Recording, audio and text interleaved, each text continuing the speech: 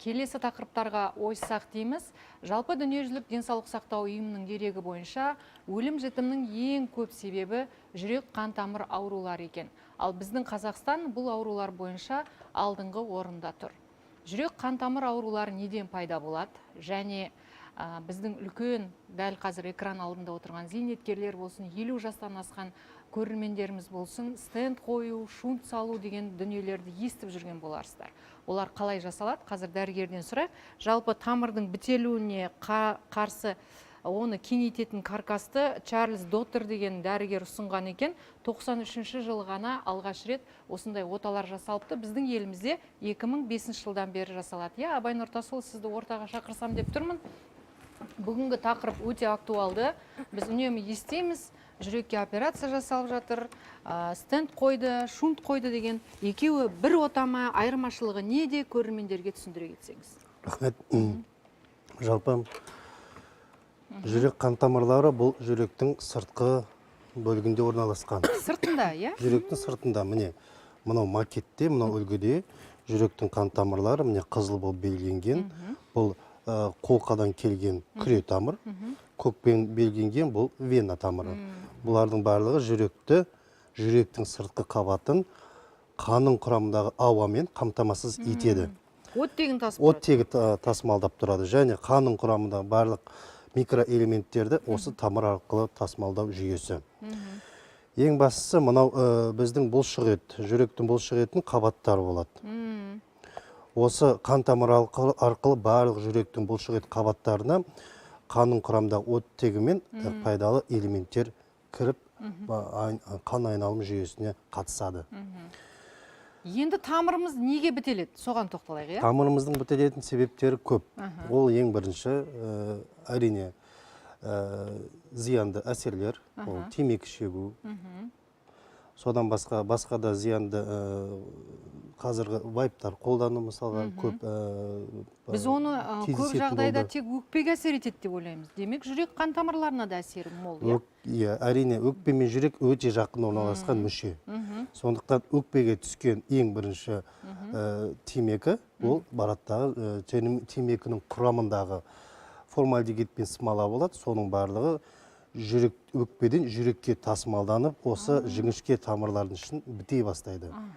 Оның бітелуі үшін ұзақ уақыт керек. Мысалға, кейбір адамдар жылдар керек. 2-3 жылдан кейін бірінші белгілер пайда болады.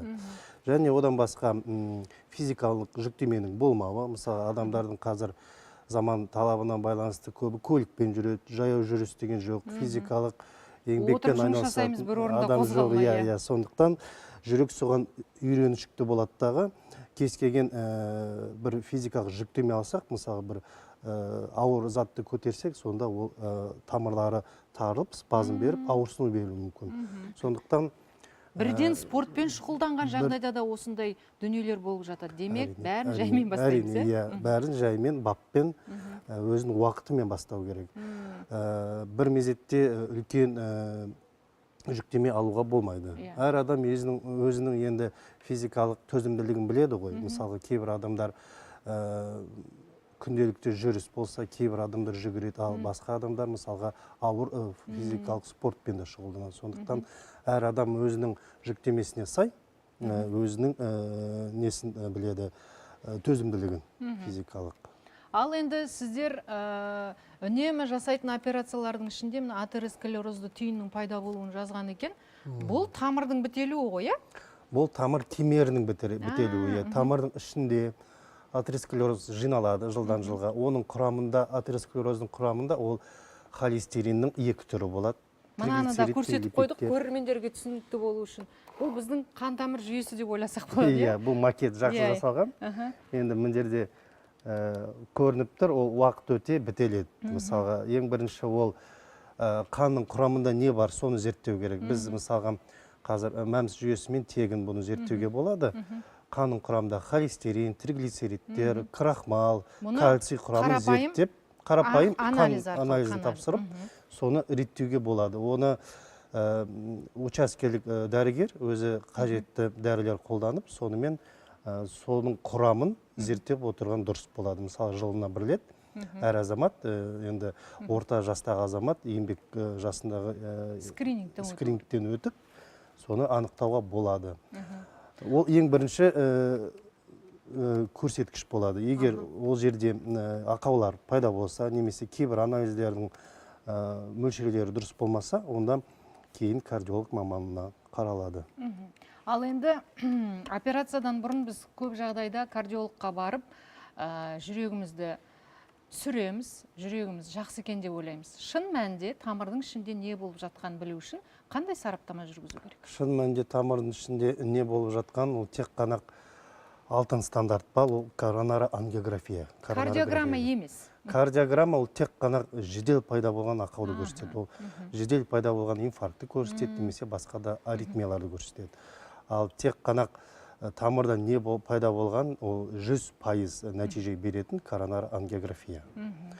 Әрине, оған дейін басқа зерттеулер бар. ЭКГ, жүгірмелі тест болады, стресс тест болады. Бірақ оған біздің халқымыз уақытлы көрінбей жүріп, сосын бір мезетте коронарангиографияға жетіп қалады. Жедел жәрдеммен. Стенд пен шунтты түсіндірмес бұрын бізге хабарласқан көрермен бар екен, байланысқа қосып сауалын тыңдасақ. Сәлеметсіз, тыңдап тұрмыз. Сіз эфирдесіз, айта қойыңыз. Алло? Көрерменіміз? Иә, айта қойыңыз. Мен 2021-де операция жасаған, жүрегіме стенд қойған. Содан 4 жыл болды. Жанына қан тамырлары қоюланады, нетеді деп айтып жүр ғой. Сол менің басымда бар, одышка болады. Тез шаршаймын, жүрегім қағады. Міне содан мен Ташкентке неге бардым? Курортқа. Ал Ташкент мені қайтарып жүр, жүрегімде ощущение бар деп. Енді қарағандыға келіп, жүректің өзегіне түсіріп, менің жүрегімде су жиналған дейді. А жүректе су бола ма? Жақсы, рахмет, сұрағыңыз дұрыс, түсінікті дұрыс. Жүрекке су жиналады. Жүректің сыртындағы қап болады. Перикард дейді, ол біздің жүректі... Шіңішке пленка сияқты. Пленка сияқты, ол перикардтың негізді маңызы, ол біздің жүректі кез келген соққыдан, әсерден сақтап қалады. Егер жүректің жұмысы дұрыс болмаса, немесе қосымша басқа вирусты инфекциялар болса, онда кейін ол жерге су жиналады. Өйткені жүрек жұмыс барысында жүректен сыртына шамалы су жиналу мүмкін. Бірақ оның мөлшері болады. Егер оның мөлшері мысалы жүректің салмағына, көлеміне байланысты есептеледі. 300-ден жоғары болса, мысалға, кейбір адамдар 150 мл-ден жоғары болса, онда жүректің перикардына УЗИ жасап, оны кардиологқа жіберуге болады. Бірақ оны әзірше дәрілік еммен емдеуге болады. Қауіпті емес қой? Қорқып хабарласып тұрған шығар енді бәлкім көрмедіңіз, иә?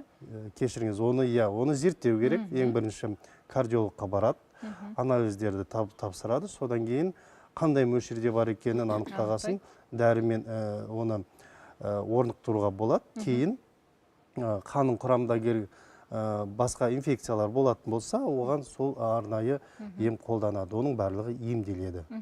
Енді стенд пен шунттың айырмашылығын айтып кетсеңіз. Стенд пен шунттың айырмашылығы, стенд дегеніміз ол тамырдың кемеріне орнатылатын имплантация жолымен барып жеткізілетін құрылғы. Оны өте жіңішке, өте серпімді, майысқақ, кез келген иілген тамырға жеткізілетін стенд. Ол жүректі ашып жасалмайды? Ол жүректі ашып жасалмайды. Ол тек қана перифериялық тамырлар, мысалы қол немесе аяқ тамырлары арқылы барып, сол жерге енгізіледі. Оңай түр екен ғой бұл, иә, операция? Оңай деп айтуға болмайды, әрине. Бірақ бұл өте жиі қолданатын тәсіл. Және ол жалпы Европада ең бірінші тәсіл ретінде саналады. Ал егер ол тамырға стенд қою мүмкіншілігі болмаса, немесе анатомиялық ерекшеліктері, немесе көп тамырлардың зақымдалуы болса, немесе қауіпті әсерге әкелу болған жағдайда, біз ашық түрде шунттау операциясын қолданамыз. Бұл кәдімгі жүректі ашып жасайды? Ол кәдімгідей кеудені ашып, қолқадан жүрекке тамыр жалғанады. Сол адамның өзінің аяғынан немесе қолынан тамыр алынып, соны қолқадан жүрекке жалғайды. Мінекей. хирургтарды негізінде медицина тілінде қарапайым тілге ауыстырсақ зергерлер деп айтып жатады. Сондықтан да күн сайын Абай Нұртасұлы операциялар жасайды. Оның ішінде шунт қою да бар, стенд қою да бар.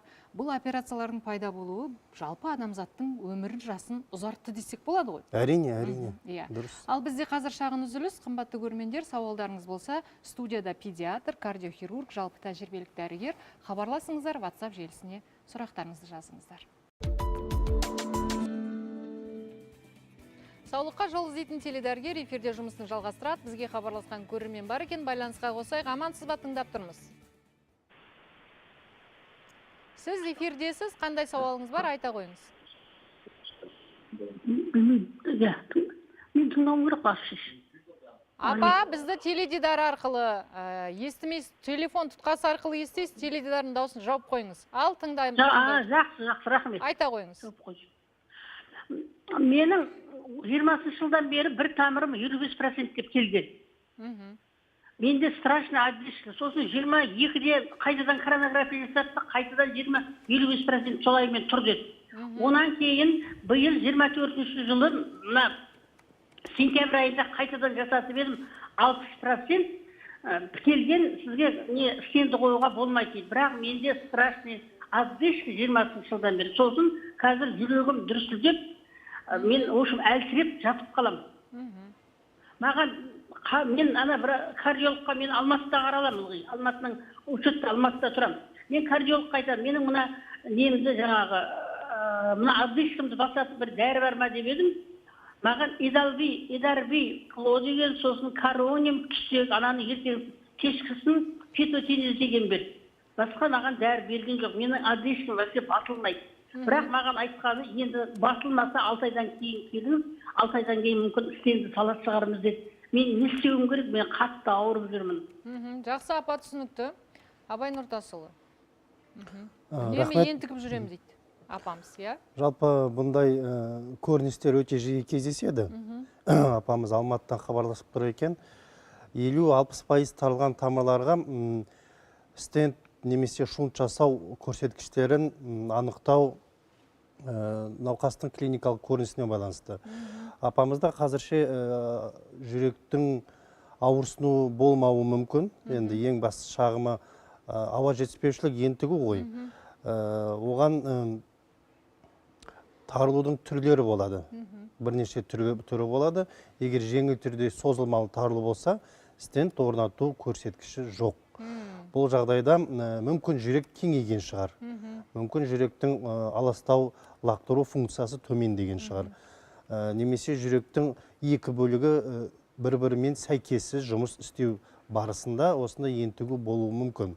Ол дұрыс, әрине, бұл жағдайда кардиологқа қаралу керек. Қазіргі апамыздың айтқан дәрілері орнықты және емге 6 айдан кейін келді. Демек, 6 айға дейін үзбей ішу керек қой, дәрілер? Үзбей ішу керек. Ең кемінде бұл дәрілер 2 аптадан кейін өзінің әсерін көрсете бастайды. Бірден көрсетпейді? Бірден көрсетпейді, әрине. Түсінікті.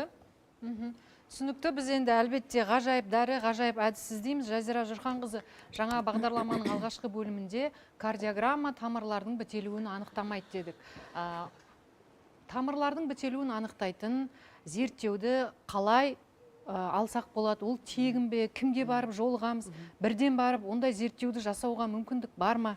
Бұл туралы да сұрақтар бар шығар WhatsApp желісінде, иә? Келіп жатыр, сұрақтар. Әсіресе аудан орталықтарында тұратын науқастарды көп ойландырып жатыр, Ол коронар ангиография жасалына ма, біздің ауданда кім жасайды деген сұрақтар да келіп жатыр. Өте орынды сұрақ. Бұл жерде менің айтпағым, демек, бұл коронар ангиографияны жасауға біріншіден көрсеткіш, Ол көрсеткіш не? Мысалы, қаншалықты өзінің базистік емін, күнделікті қан қысымын түсіруге ішетін дәрілерін ішіп жүрсе де, яғни жаңағыдай қан қысымының төмендемеуі, ентігу сияқты әртүрлі шаршағыштық жүрген кезде, кішкене ғана жерді жүріп өткен кезде кісі шаршап қалады, жаңағыдай ентігіп қалады деген сияқты. Соған байланысты бізде мысалы жүректің алғашқы амбулаторлық жағдайда электрокардиограмма мен эхокардиографияны жасап болғаннан кейін, ол жерде жаңағы айтқандай біз қан тамырлардың жағдайын көре алмаймыз. Сондықтан да портал арқылы тегін кісіні біз госпитализация жасаймыз, яғни стационарлық жағдайға жібереміз. Бұл коронар ангиография тек қана стационарда жасалынады. Әрбір емханада жасалмайды бұл процедура. Көрсеткішіне байланысты берілген нұсқама бойынша анализдерін бәрін өту арқылы барып, тегін барып жасап, сол жерде жаңағы әріптесіміз айтып кеткенде шунт немесе стентін бәрін қойып жасап, ары қарай жасайды. Енді жаңағы сұрақтарын айтып жатқанда, ол ауданда жоқ әрине. Ауданда кардиологтың өзін табу қиын. Облыс орталықтарында кардиологты жасатып, республикалық деңгейдегі, мысалы, Алматы, Шымкент, Қазақстан өңіріне, мысалы, Астана қаласына деген сияқты, оны да жаңағы жоғарғы технологиялық біздегі операциялар деп аудандардан немесе ауыл аймақтардан осында квота арқылы жасап жатады. Ұлттық медицина ғылыми орталығына ауыр дәрежедегі науқастар келеді. Солай ғой, иә? Барлық облыстардан. Сондықтан да көріп отырған көрерменге, егерде дәл осындай көрсеткіштер болатын болса, мысалы кардиолог маманы немесе учаскелік дәрігері айтып жатса, сізге дәл осы зерттеуге бару керек, көру керек деп қорықпай бару керек. Себебі деген ертең толықтай бітелген кезде, кейінге қалдыруға болмайды дейсіз. Толықтай бітелген кезде бірден жаңағы жағымсыз әсерлермен бітуі мүмкін. Түсінікті. Бізге хабарласқан тағы бір көрермен бар екен, байланысқа қосақ. Амансыз ба, тыңдап тұрмыз сізді? Алло, саламатсыз ба? Сәлеметсіз. Айта қойыңыз сауалыңызды. Алло, айта қойыңыз, біз сіз тыңдап тұрмыз. Мен жаңа кардиологқа бір екі сұрағым бар еді. Тыңдап тұрмыз, айтыңыз. Иә, мен Атырау облысынан хабарласып тұрмын. Жасым 55-те. Осы мен жүрегім түнде ұйықтап жатқанда ауа жетпей жаңағыдай қысылып оянам, сосын қатты демалып барып сол өз-өзіме келем. Дәрігерге тексерілдіңіз ба? Телефонның теледидардың дауысын басып қойыңызшы, өтініш. Бізге хабарласқан кезде көрермендер біздің даусымызды телефон арқылы естейсіздер, тағы да естейсіздер. Басып қойдым мен. Иә, айта беріңіз. Иә, дәрігерге тексерілдім, жаңағыдай бер жағындағы нелерден өткізді ғой әлгі. Бірақ енді жүрегіңіз норма деді. Бірақ содан кейін темекі тартатын едім, темекіні қойдым. Темекіні қойғаннан кейін жаңағыдай алқынып ояну ұйқым түзелді де, бірақ мына жүрегімнің тұсы сол жақ кеудем бір қалыпты шаншып тұрады, жаныма батпайды да, бір қалыпты шаншып тұрады. Сол мені алаңдатады, соның мен несін білсем, себептерін білсем деп едім дәрігерден. Түсінікті. Жүректің шаншып ауруы тек қана жүрек ауруына қатысты симптом болуы мүмкін бе? Жалпы бұл кісінің сұрағында зерттеу қажет. Ең бірінші Атырау қаласына хабарласып тұр. Бұл кісіде Атырау қаласында бір күндік холтер немесе сондай зерттеу құрылғысын ілуге болады. Соны мен өзі үйде, үй жағдайында жүктеме жасайды. Егер бір тәулік 24 сағат ішінде жүрек ырғағында жүректің ишемиялық белгілері пайда болса, немесе басқа да аритмия белгілері пайда болса, сол зерттеудің нәтижесімен кардиологқа қаралады. Бұл нәтижесінің қорытындысы өте жақсы нәтиже береді. Немесе жүгірмелі тест бар. Атырау қаласында ондай тесттер бар, аудан орталықтарында бар. Ол кәдімгі жүгіру белдемесіне тұрып, 10-15 минуттың ішінде адамға жүктеме береді. Спорт залдағы секілді. Иә, сол кеудесіне арнайы құрылғылар орнатылып, 10-15 минуттың ішінде адамның өзінің денесіне сай, салмағына сай жүктеме беріліп, ең жоғарғы пик дейміз ғой, сол жүктемеге жеткен кезде, егер жүректе ауаның жетіспеушілік белгілері пайда болса, ол нақты түрде көрінеді. Сол ең қолайлы, ең тиімді және тегін әдістерді өтсе, егер сол жерде дәлелдеме болатын болса, онда науқастыққа коронар ангиография жасау қажет. Біз қазір тағы бір телефон қоңырауын шалайық деп тұрық. Сізге көптеп көрермендер хабарласып жатыр екен. Сәлеметсіз, сауал қоям деп. Тыңдап тұрмыз сізді, сіз эфирдесіз, айта қойыңыз сұрағыңызды.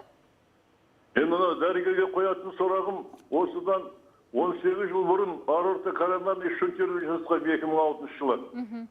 Бұл кезде материалда жоқ, өзі бір екі адамға жасаған еді. Әде сол жұмыс қабілетімен жұмыс істеп жүрмін.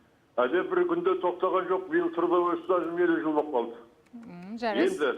Енді өсігінде байқайым, азанда тұрған кезде, одан кейін түскі тамақты жеп болғаннан кейін адам не береді, нагрузка береді. Соны қалай жоюға болады? Түсінікті Қай сауалыңыз. қаладан екен? Ау? Жақсы. Айта қай қаладан қойыңыз, екен? сізді тыңдап тұр. Қай қаладансыз сіз?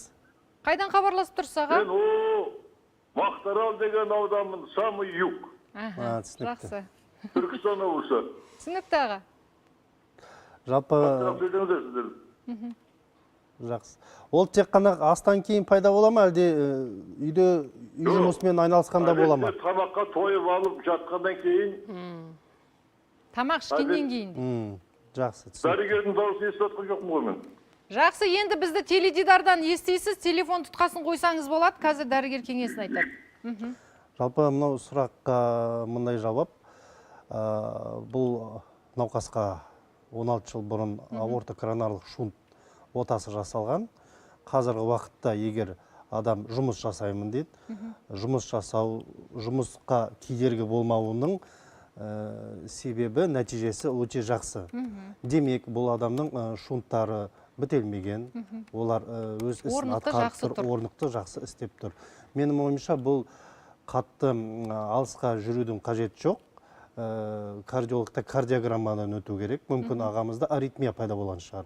Сол кезде осындай көріністер пайда болады. Тамақ ішкеннен кейін? Иә, болуы да мүмкін. Өйткені тамақ ішкеннен кейін жүрек ырғағы баяулайды, адам демалады, сондықтан аритмиясы бар шығар. Мүмкін жүрек ырғағының төмен жұмысы бар шығар. Сол кезде сонда ауырсыну болуы мүмкін. Және де артериалды қысымы жоғары болса, жүрек кеңейеді. 16 жылдың ішінде жүрек жұмыс істегеннен кеңейіп кетуі мүмкін. Түсінікті. Ең бірінші кардиограммамен жүректің ультрадыбыстық зерттеуін өту керек. Әрмен қарай кардиолог Өз кеңестерін бөлісі. кеңесін береді. Мақтарал ауданында кардиологтер жеткілікті, соған көрінген жөн. Түсінікті, құрметті көрермендер, шағын үзілістен кейін шала туылған нәрестелердің күтімі туралы айтатын боламыз.